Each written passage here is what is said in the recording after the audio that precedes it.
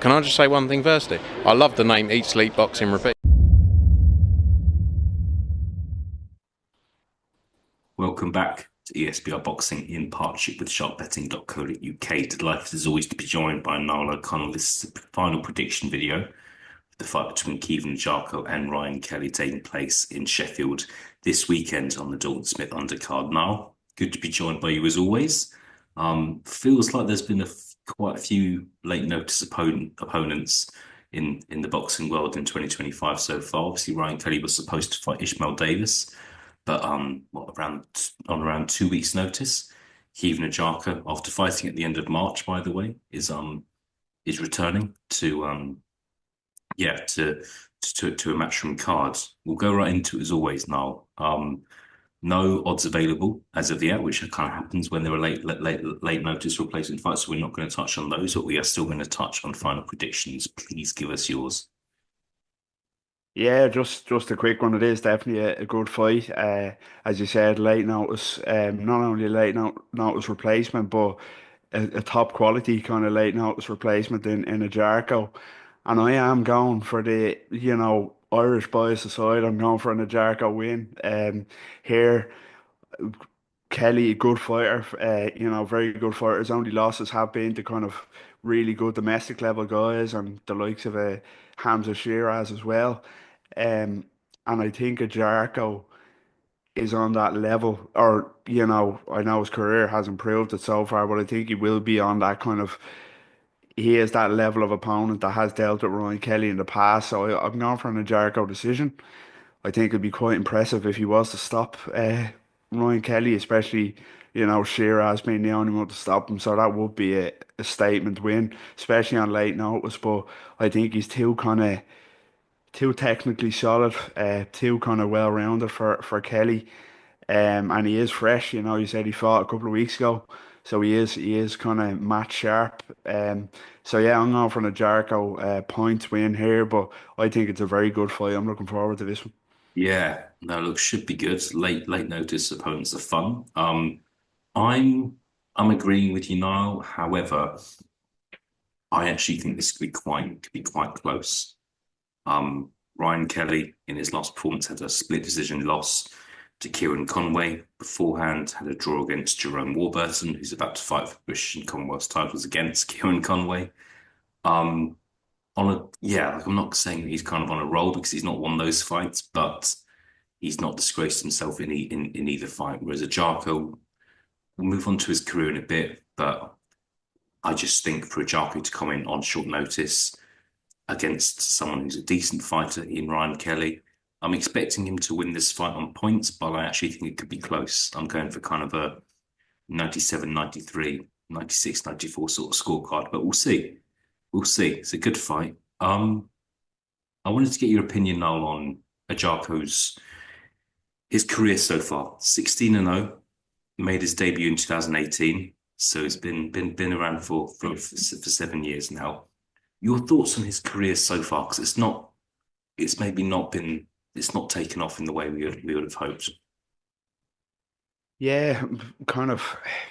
I won't say massively disappointing because I just think it's a real case of what could have been and what should have been so far. The talent is there, undoubtedly a talented fighter.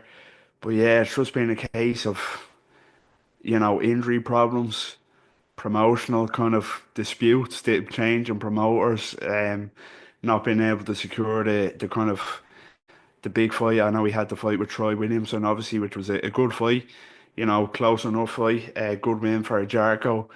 But yeah, he's just it's been such a stagnated career to what his talent kind of justifies and deserves. And if you listen to him talking in interviews, he kind of vents that frustration every single interview you seem to hear him in, and it's hard to blame him really, being frustrated whether kind of it doesn't know kind of whether what's to blame, whether it's him or it's promoters or what. And as I said, he's had kind of injury problems as well, and kind of out of the ring incidents that have curtailed his career. But hopefully he's in a bit of a race against time to kind of secure secure these big fights. But it's good to see him, stepping in now, stepping up on short notice to take this one. And he's not in a position where he can turn down many opportunities anymore. So hopefully he does, if he gets past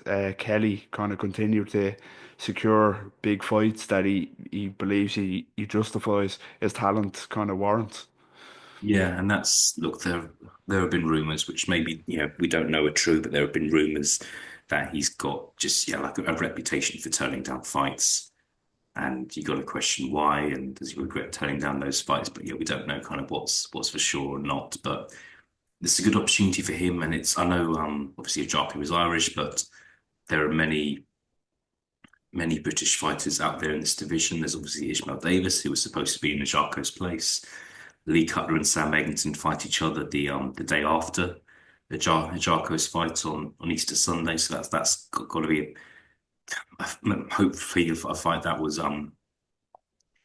get spoken about. I'm not asking you to kind of name names now for guys you would like to see Agyarko fight if he does beat Ryan Kelly, but what kind of route would you like to see him go down in the next 12 months? Whether it try and be fight for a European title, try and get kind of go down and try and get a ranking. What would you like to see him do? Yeah, it is. They are kind of good names there and good options that you mentioned. I like if he is to get past Kelly. I like the Ishmael Davis fight. It was a fight that was supposed to happen, as you say. This one, I think that's a logical next step for Jarko. I think for me, a European title would be the way to go. I think that should be a goal. He's as I say, he's in a bit of a race against time now to kind of make a statement. So if he is to get past Kelly, he really does need to kick on and step up the ladder appropriately. No more kind of steps back or kind of tune ups or taking over fights. So yeah, I like the likes of an Ishmael Davis or yeah, definitely target a European title by the end of the year, early next year. Absolutely, yeah. I think that has to be the next step. Yeah, look, we'll see. The current European super welterweight champion is Abbas Baru, who's not fought for a while. Maybe that sounds like a great fight to me. Maybe that's the name, but it feels pointless to me kind of naming names for fights that quite possibly aren't going to happen when the Jarko 16 fights in really hasn't fought anybody of note apart from John Williamson. So we'll see. Yeah, Agyarko versus Rangeli, good undercard fight. Um, and probably a better fight than the main event if we're being honest, as well. Now, good to be joined by you as